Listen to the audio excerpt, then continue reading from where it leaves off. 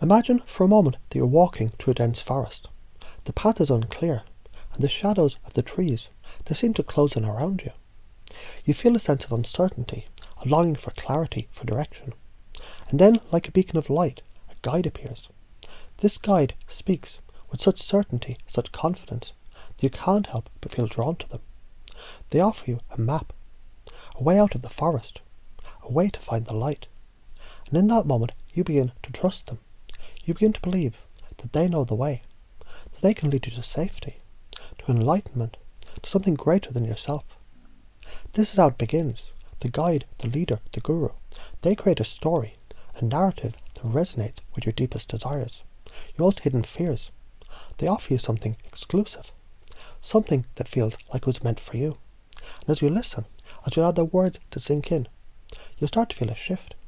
You start to believe they have the answers, that they can help you to become the person you've always wanted to be. Now, let's take a step back and explore how this works, how the mind is gently, subtly, and sometimes not so subtly, guided into new beliefs, new ways of thinking. The leader, the guru, they understand the power of language. They know how to use words to create images, to evoke emotions, to plant seeds of thought that grow and flourish in the fertile soil of your mind. They might say something like, "You're not joining a cult. You're transforming yourself into a better person." Do you hear the subtle reframe here?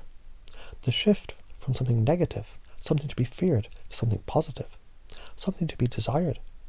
And as you hear these words, as you allow them to sink in, you start to believe this is not about control, but about growth, about becoming the best version of yourself. And then there's the exclusivity. What we have here is special, unique. You can't get this from anywhere else. Do you feel the pull of that? The desire to be part of something exclusive, something that sets you apart from the crowd. It's a powerful motivator, isn't it?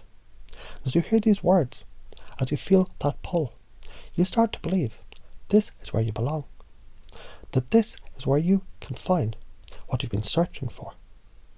The leader, they might also use stories, metaphors to convey their message. They might talk about being enveloped in God consciousness, about how through meditation you too can reach the state of enlightenment. And as you listen to these stories, as you imagine yourself in that state, you start to believe that it's possible, that you too can achieve this higher level of awareness. And then there's the ritual, the repetition. The leader, they might have you close your eyes, place a finger on your head, and feel the transference of light. Do you see how the repetition, the ritual, reinforces the belief, but makes the experience feel real, tangible? And as you go through these rituals, as you feel that light, you start to believe that it's real, that it's happening. But it's not just about belief, it's about control. The leader knows the more time you invest, the more emotionally attached you become. They might say, the more time we put into something, the more we become emotionally invested, and it becomes harder to leave. Do you see how that works? How the more you give, the harder it is to walk away.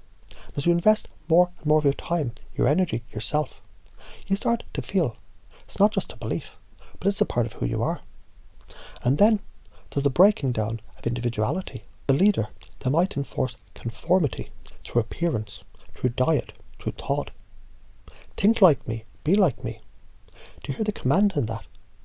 The subtle suggestion that to be part of this group, you must conform. You must let go of your individuality. And as you do, as you start to think like them, act like them, you start to believe that this is who you are, and that this is who you're meant to be. But it doesn't stop there. The leader knows that to truly control, they must break down your identity, your connections to the outside world. They might isolate you, cut you off from family, from friends. Little isolation goes a long way, they might say. And as you become more isolated, as your connections to the outside world weaken, you start to believe that this group, this leader, is all you have. And then there's the fear, the public shaming, the divide, and the conquer tactics. Maybe you aren't serious about enlightenment, they might say. Do you feel the sting of that? The fear of being judged, of being cast out? And as you feel that fear, as you see others being shamed, You start to believe you must conform, you must follow, or risk being ostracized. But here's the thing. It's not just about control. It's about suggestion, about planting ideas in your mind that grow and flourish. The leader, they might use hypnotherapy, like Scientology's auditing, to probe your mind, to uncover your past traumas, your insecurities, and as they do, as they record your answers, your fears, they start building a map of your mind, a map that they can use to guide you, to control you. And then, when your mind is mush, when you've been broken down, when you've been isolated, when you've been controlled, they can feed you whatever they want. They can make you believe whatever they want. But here's the key. It just takes one person, one idea to break that control.